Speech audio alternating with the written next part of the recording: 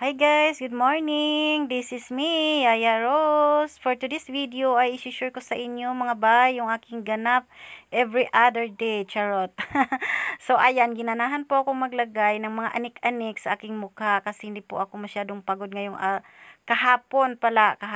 So ayan, naglagay po ako ng aking mga anik-anik sa mukha. So pure na organic, walang halong chemical. Charot. So, ayan, nilagyan ko rin ng cream kasi palagi tayong nasa lutuan. So, ayan. So, murang-mura lang po yan mga bay. Alam nyo na yan kung ano. Charot. So, ganun pa rin. Organic, walang halong chemical. Ayan. So, nilagyan ko yung aking muka mga bay para matanggal-tanggal naman yung mga abog-abog sa Bisaya pa. Mga abog-abog sa mukha or mga mapa. So, ayan yung aking ganap kagabi mga bay. So, ginanahan po ako maglagay. Kung minsan, hindi na po ako nakapaglagay dahil pagod. Ayan. Kung makahiga na, hindi na po makabangon. So, ayan, nakapagluto na ako.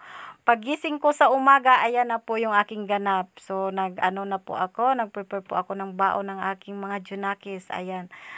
Sure, matutuwa talaga yung aking mga anak kasi karning baboy yung kanilang baon. Ayan. So, sabi ko, pahinga muna ng hotdog. So, tamang-tama, mayroon kaming tira na ulam na adobong sitaw. Ayan. So, yan lang po ang dinagdag ko sa kanilang mga ulam kasi kukunti lang po yung karne na niluto o kasi yun na lang po ang natira. So, sabi ko, isa-isang hiwa lang muna tayo ngayon. Ayan. Ang importante, may ulam kayo. Kahit konti, basta meron. Ayan yung aking mga baon sa aking mga anak, mga bay. So, pagkatapos niyang maligo, ayan, sabi niya ipitan daw siya. So, ayan, inipitan ko yung aking anak. Pinunasan ko muna. Sabi ko, wag mo nang ipitan kasi basa nga yung buhok. Sabi niya, gusto daw niya ipitan. Kaya yun, talagang